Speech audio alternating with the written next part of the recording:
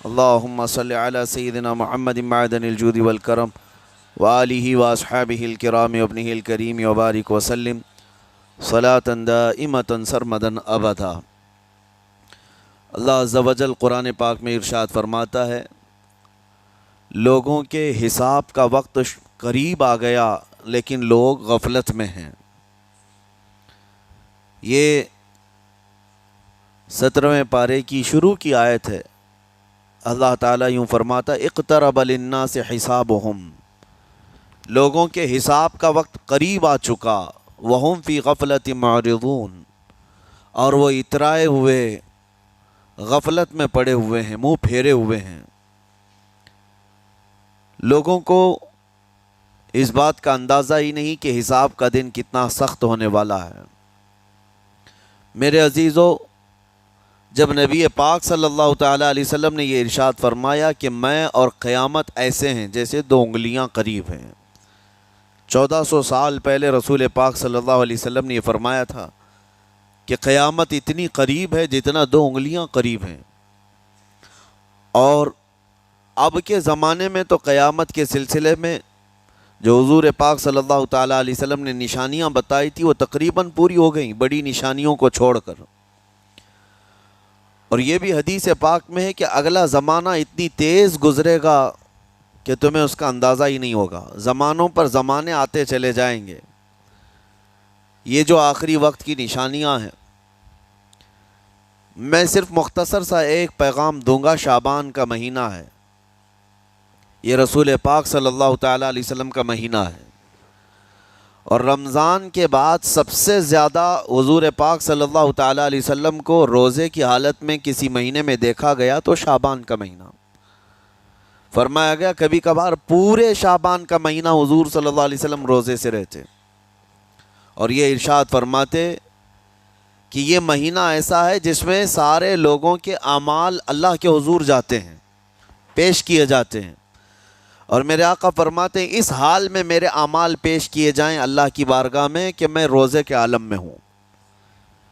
جب میرے اعمال پیش کیے جائیں اللہ کی بارگاہ میں تو میں روزے کی حالت میں ہوں۔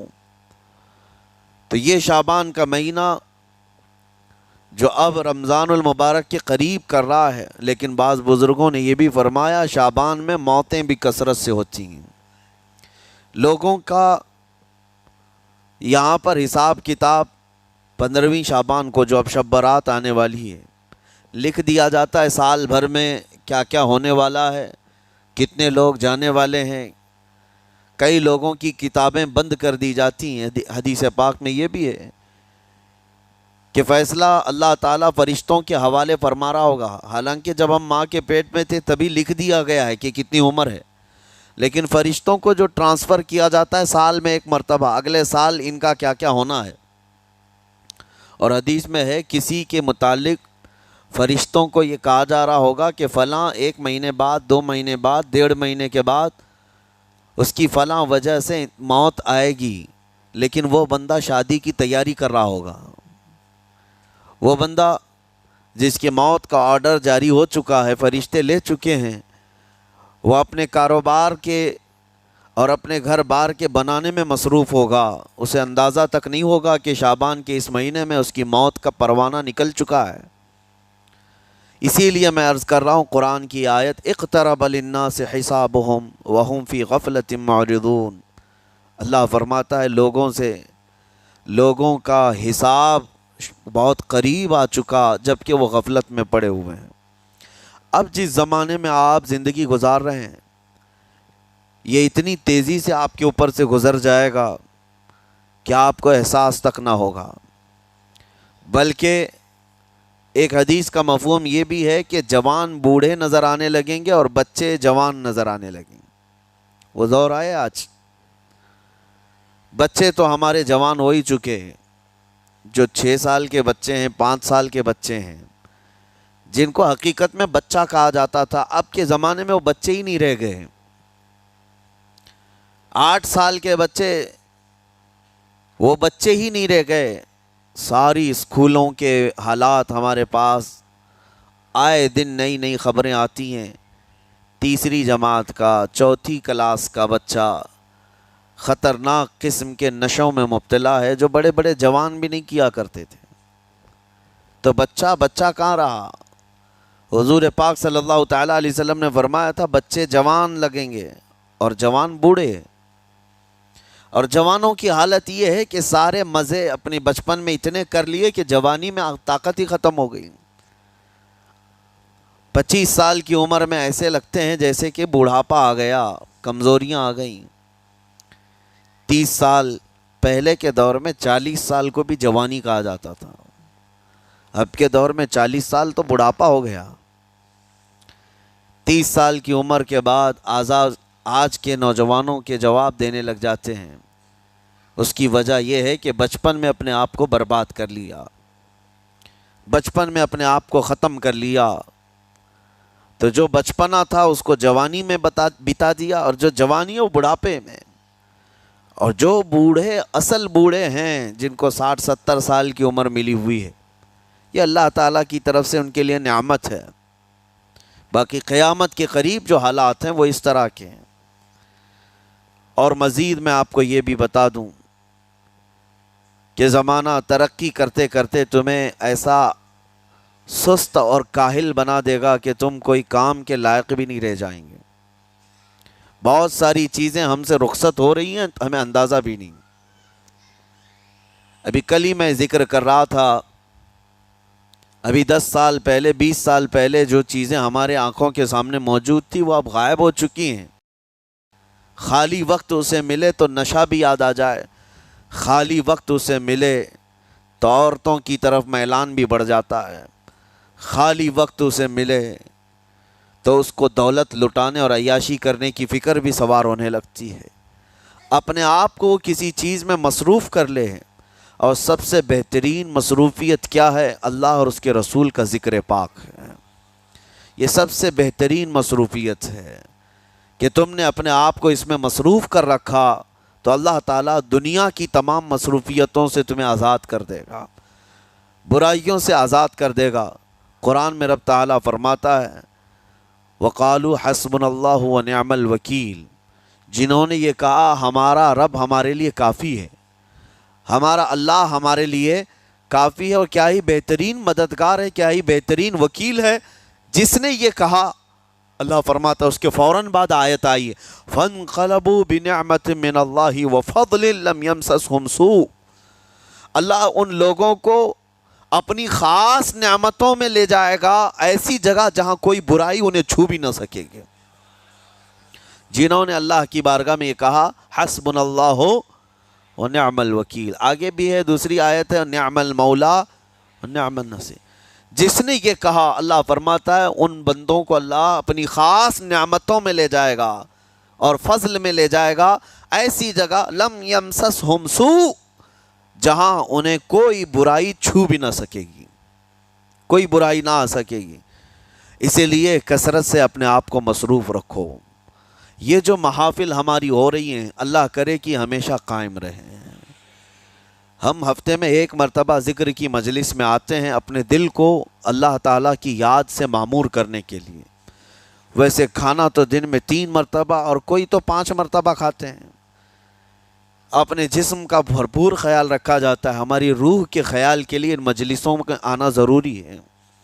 یہ مجلسوں کی پابندیاں، اور اگر آپ اس کو ہی یہ سمجھ کر نہ چلیں کہ ہم نے ایک بار ہفتے میں ذکر کر لیا تو اب کافی ہے، ہماری گاڑی بھی جو ہے پیٹرول بار بار مانگتی ہے، اس کو جس طرح سے چلاتے ہیں اس طرح سے اس کی خواہش بھی ہے۔ روزانہ گاڑی کو اگر کہیں کھڑی کر رکھیں تو زیادہ پیٹرول نہیں لگے گا، لیکن چلتی رہے تو بار بار پیٹرول کی ضرورت ہے۔ ہم میں سے ابھی کوئی ایسا نہیں ہے جو بستر پر پڑا ہوا ہے، ہر کوئی چل رہا ہے، پھر رہا ہے، دنیا میں مصروف ہے۔ تم اپنے کھانے پانے بھی کر رہے ہو، لوگوں سے ملاقات بھی کر رہے ہو، اس کا مطلب ہے تمہاری گاڑی چل رہی ہے اور اس کو پیٹرول بار بار چاہیے۔ اور یہی جو ایندھن ہے، یہ پیٹرول ہے، اس کا کام یہ اللہ تعالیٰ کا ذکر کرتا ہے۔ تمہارے جسم کو بیلنس رکھنے کے لیے، تمہاری فکروں کو بیلنس رکھنے کے لیے، تمہارے دماغ کو صحیح سلامت ایک نہج پر رکھنے کے لیے یہ ذکر کی محافل قوت دیتی ہیں۔ اگر اس ہفتے میں آپ نے ذکر کیا نہیں ہوا تو آپ اپنے ہی گھر پر سونے سے قبل بستر پر بیٹھ کر کیوں اللہ کا ذکر نہیں کر لیتے؟ 5 منٹ 10 منٹ اس مولا کو پکار کر کے سونے میں کیا حرج ہے؟ لوگ موبائل دیکھتے، گانے سنتے، فلمیں دیکھتے ہوئے سو جاتے ہیں، لیکن اللہ رب العزت کو یاد کر کے سونے والا، میرے عزیزو، قرآن میں مولا فرماتا ہے فَاذْكُرُونِي أَذْكُرْكُمْ، اس کا وعدہ ہے تم مجھے یاد کرو میں تمہیں یاد کروں گا۔ اور اس کی تفسیر میں اللہ تعالیٰ کے اس قول میں، اس فرمان کی تفسیر میں بزرگوں نے فرمایا اللہ کیسے یاد کرتا ہے بندے کو؟ اللہ بندے کو کیسے یاد کرتا ہے؟ جب تم اس کی یاد میں مصروف رہے، اپنے آپ کو بزی کر رکھا، اللہ تمہیں کیسی جگہ یاد کرتا ہے؟ فرماتے ہیں مفسرین کہ بندہ تو لوگوں میں اللہ کو یاد کیا، اور اللہ بندے کو فرشتوں میں یاد کرتا ہے۔ فرشتوں کے درمیان تمہارا ذکر ہونے لگتا ہے کہ فلاں کا بیٹا فلاں آج میرا ذکر کر رہا تھا۔ آج محفل ذکر سے جتنے نکلیں گے، اللہ کریم ہمارا ذکر فرشتوں میں ضرور فرمائے گا، فرشتوں میں ضرور ذکر ہوگا کہ فلاں بندہ آج ذکر میں مشغول تھا۔ اور پھر یہ بھی فرمایا بزرگوں نے، مفسرین نے، کہ اللہ تعالیٰ وہاں یاد کرتا ہے جہاں فرشتے ہوں، فرشتوں کی محفل میں تمہارا ذکر۔ اور اس کے علاوہ یہ بھی فرمایا گیا کہ تم دنیا میں زندگی میں اسے یاد کرتے تھے، اور وہ تمہیں مرنے کے بعد قبر میں یاد کرے گا۔ جب دنیا تمہیں چھوڑ دیتی ہے تب اللہ تعالیٰ تمہیں یاد فرماتا ہے۔ فَاذْكُرُونِي أَذْكُرْكُمْ کا مطلب یہ ہے وہ تمہیں یاد فرمائے گا، لیکن اس کے لیے کثرت سے تم اللہ کو یاد کرو، اللہ کو یاد کرو۔ تو بہرحال میرے عزیزو، قیامت کی نشانیاں جو ہم نے آج مختصر آپ کے سامنے رکھی، وہ بہت تیزی سے تمہارے سروں پر آ رہی ہیں، اور تمہارے ہاتھوں سے بہت سارے کام اب چھن جائیں گے۔ ابھی آپ ترقیات میں خوشی سے بات کرتے ہوئے بیٹھتے ہیں نا، ڈسکس کرتے رہتے ہیں کہ سنا ہے ایسی کار آ رہی ہے کہ وہ اب بغیر ڈرائیور کے چلے گی، روبوٹ سے چلے گی۔ اس کو تو ہم خوشیوں میں ڈسکس کرتے ہیں کہ اچھا ایسا ہونے والا ہے۔ پہلے ایسا تھا کہ موبائل آپ بٹن کے دباتے تھے، کسی نے اگر خبر کر دیا کہ نہیں بعد میں صرف ٹچ کرنے سے آتا ہے تو آپ کہتے اچھا ایسا بھی آنے والا ہے۔ لیکن آپ کوئی کہے تو آپ کو کوئی تعجب نہیں، ٹچ اسکرین، کوئی تعجب کی بات نہیں، بنا ڈرائیور کے گاڑیاں آ جائیں گی۔ اس طرح ہوتے ہوتے نظام زندگی اس قدر بدل جائے گا، اس قدر بدل جائے گا۔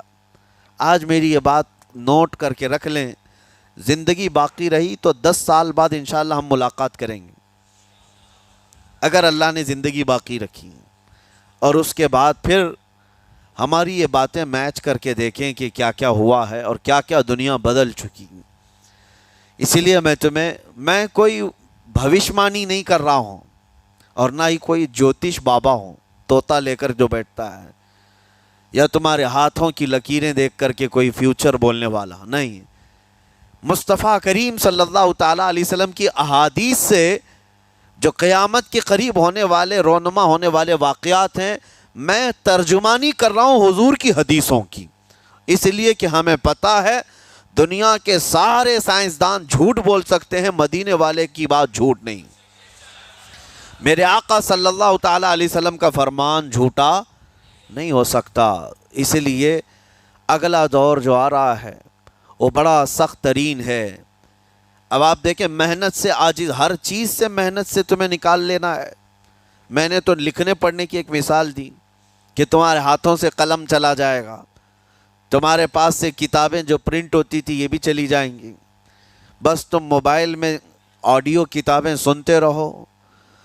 اور دور تو ایسا ہوگا کہ کچھ لکھنا بھی ہے، وہ بھی ابھی آ ہی چکا ہے، وائس کمانڈ جو ہوتا ہے اس کو بولو وہ لکھ کر کے دے دے گا۔ تم اس میں موبائل میں جو بولو گے وہ ٹائپ بھی ہو جائے گا۔ تو جب آپ کے بولنے سے سب لکھ بھی جاتا ہے تو قلم اٹھانے کی ضرورت کیا ہے؟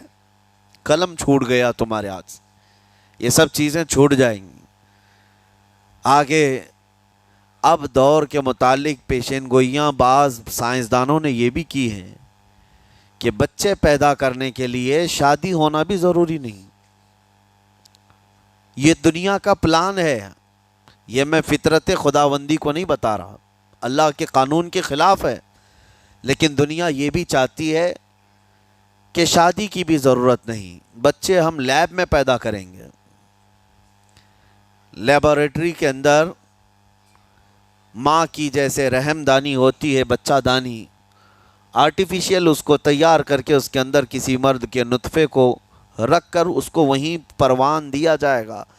نہ کسی یہ شادی کی ضرورت ہے، نہ کوئی عقد، نہ کوئی ایگریمنٹ، کچھ نہیں. جس کو بچہ چاہیے وہ لیب سے خرید لے. ہر طرح کی چیزوں سے تمہیں عاری کر دیا جائے. ابھی تو بہت سارے لوگ سوال بھی کرتے ہیں ہم سے ٹیسٹ ٹیوب بیبی کے متعلق. جس کو بچے نہیں ہو رہے ہیں، کیا وہ اس طرح سے ٹیسٹ ٹیوب بیبی سے، جو آج ایک طریقہ کار ہے، بچے پیدا کر سکتے ہیں یا نہیں؟ اس کے کئی طریقے ہیں سائنس میں، کہ اسی مرد کا نطفہ اسی کی عورت میں رکھ کر کے اس کو پروان دیا جائے، اور بعض دوسرے طریقے کہ کسی دوسرے کا لا کر اس کی عورت میں رکھ دیا جائے. یہ تو سراسر حرام ہے، زنا ہے. لیکن ائمہ اکرام، فقہاء اکرام نے حلال رشتے کے اندر ہی مرد اور عورت جو شادی شدہ ہیں ان کو بھی اس طریقے سے بچہ حاصل کرنے کی اجازت نہیں تھی. وہ ناجائز ہے، ناجائز ہے. بچے دینا یہ اللہ کی شان ہے. حضرت ابو ہریرہ رضی اللہ تعالیٰ عنہ حضور صلی اللہ علیہ وسلم کی بارگاہ میں حاضر ہوئے، عرض کرتے ہیں عرب والے لوگ عزل کرتے ہیں یا رسول اللہ، یعنی بچے نہ ہونا نہیں چاہیے کسی کو، تو پریکاشن لیتے تھے وہ لوگ. اس کا طریقہ کار ان کا الگ تھا عربوں کا. وہ انزال نہیں کرتے، اس سے پہلے جدا ہوتے. حضرت ابو ہریرہ رضی اللہ تعالیٰ عنہ نے حضور کی بارگاہ میں پوچھا کہ ایسا کیا کرنا کیسا ہے؟ نبی پاک صلی اللہ تعالیٰ علیہ وسلم نے ارشاد فرمایا اگر رب تبارک و تعالیٰ چاہے تو بھی بچے عطا کرے گا. کوئی عزل کر لے، الگ ہو جائے، اگر مولا کو دینا ہو تو اس حال میں بھی اللہ تعالیٰ بچے عطا کرے گا. جو مولا بغیر باپ کے عیسیٰ پیدا فرماتا ہو. تو بہرحال میں بات الگ نہ چلی جائے اس لیے عرض کر رہا ہوں کہ اگلے دور میں سارے کام کاج تمہارے ہاتھوں سے نکل جائیں گے، عاری کر دیا جائے گا اور تمہیں سست اور کاہل بنا دیا جائے گا. اور جب بندے کے پاس کوئی کام ہی باقی نہ رہے تو اس کا دماغ شیطانی بن جائے گا، اور شیطان اس کو ہانکتا رہے گا صبح سے شام تک، شام سے صبح تک. اور میں آپ کو بتا دوں دنیا یہ چاہتی ہے کہ رات کو دن بنا دے، یعنی کوئی رات کا تصور ہی نہ رہے، نہ اندھیرا ہے نہ ہی کوئی اس طرح کی تاریکی، بلکہ پورا ٹوٹل 24 آورز ایسا ہی اجالا دکھنا چاہیے. تمہاری نیندیں ختم ہوں، کسی کے لیے بھی اندھیرا ہو گیا چلو سوئیں. یہ اللہ کے جتنے نظام ہیں اس سے یہ دنیا چھیڑ چھاڑ کرنے کی کوشش کر رہی ہے. یہ جو خفیہ طاقتیں ہیں دنیا کو جو چلا رہی ہیں، وہ فری میسن ہوں اور سیکریٹ تنظیمیں جو آج دنیا میں کام کر رہی ہیں، وہ قانون خداوندی سے چھیڑ چھاڑ کرنا ان کی فطرت عادت ہے. ہر چیز جو اللہ تعالیٰ کی بنائی ہوئی، پہاڑوں کو اپنی جگہ سے ہٹا دینا. عرب میں آج پتہ ہے آپ کو، سعودی میں سب سے زیادہ پہاڑ کاٹے جا رہے ہیں. پہاڑ اتنے کاٹتے ہیں وہ لوگ، پورے کے پورے پہاڑوں کو انہوں نے زمین سے الگ کر دیا، اور وہاں پہاڑ کا وجود ہی نہیں. مکہ میں جا کر آپ دیکھ لیں، مدینے میں جا کر دیکھ لیں، 4 سال 5 سال کنٹینیو کئی مشینیں لگا کر کے پورے پہاڑ کو صاف کر دیا، پتھر کے پہاڑ. اصل میں یہ نظام قدرت ہے، پہاڑ یوں ہی نہیں بنائے اللہ نے زمین پر. والجبال اوتادا، یہ میخ بنا کر کے اس میں گاڑ دیے گئے تاکہ زمین ہلنے نہ پائے. زمین پانی پر ہے، اور جب پہاڑوں سے چھیڑ چھاڑ کیا جائے گا زمینوں میں زلزلے آئیں گے، ادھر سے ادھر زمین ہل جائے گی.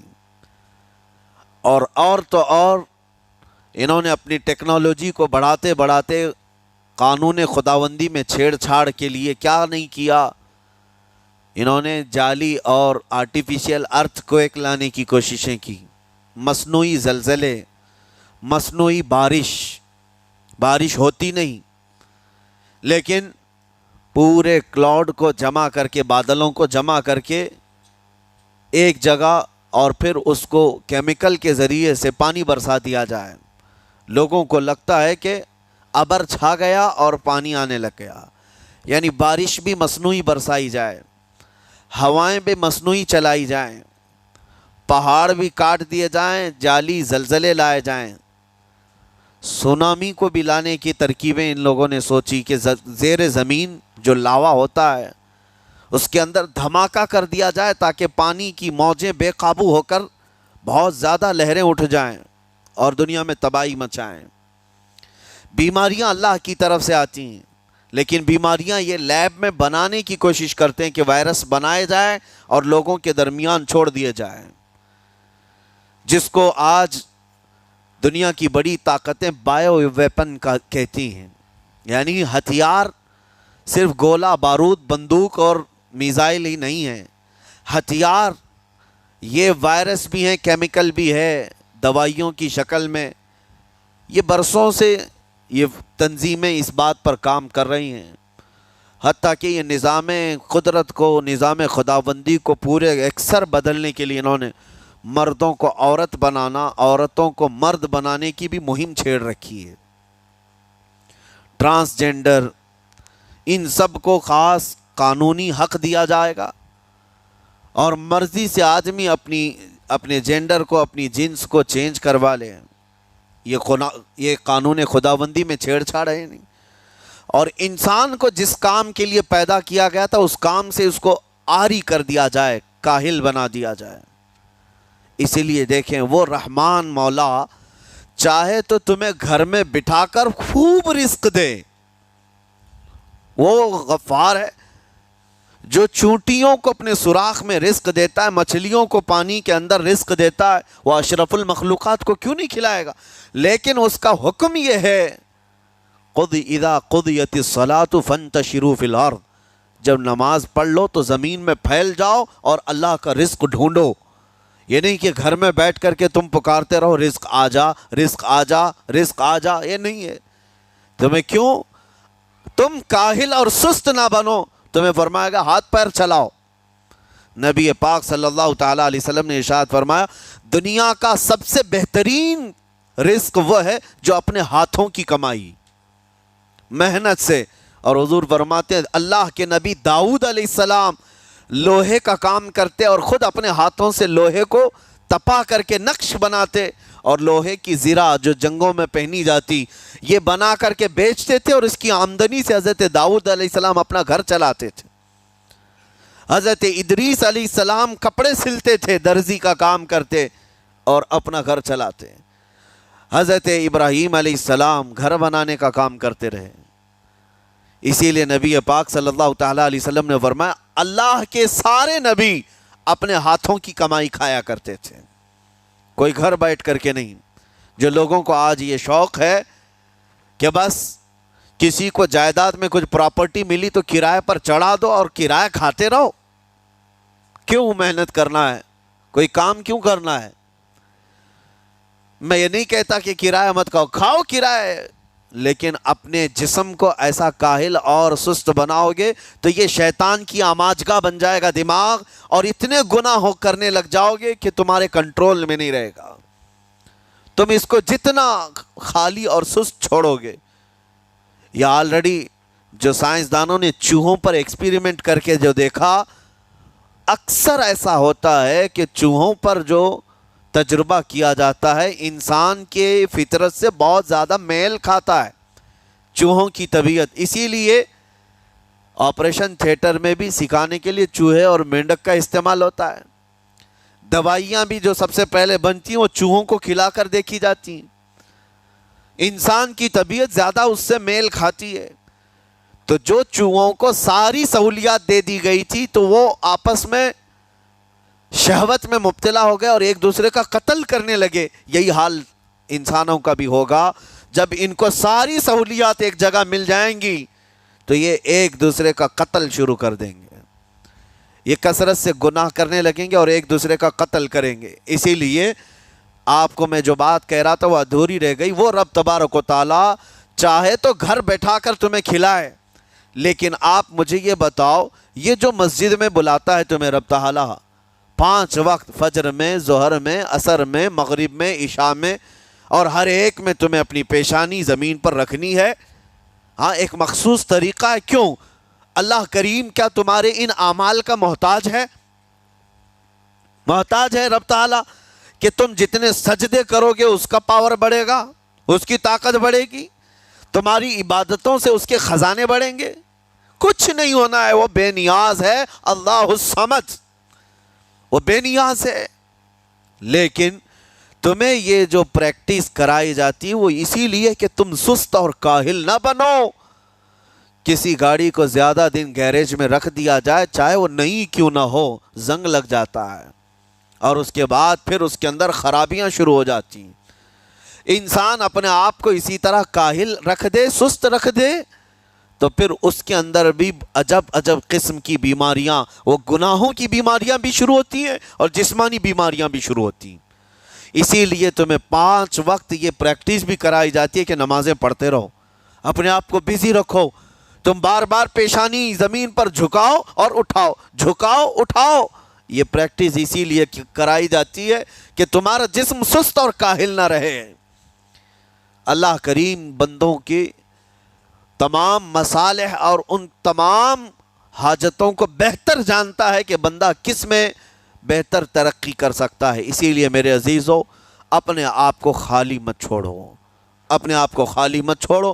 اور وقت ہمارے پاس اتنا کم ہے کہ حساب دینے کے وقت ہمیں سب کو پتہ چل جائے گا قیامت کے دن۔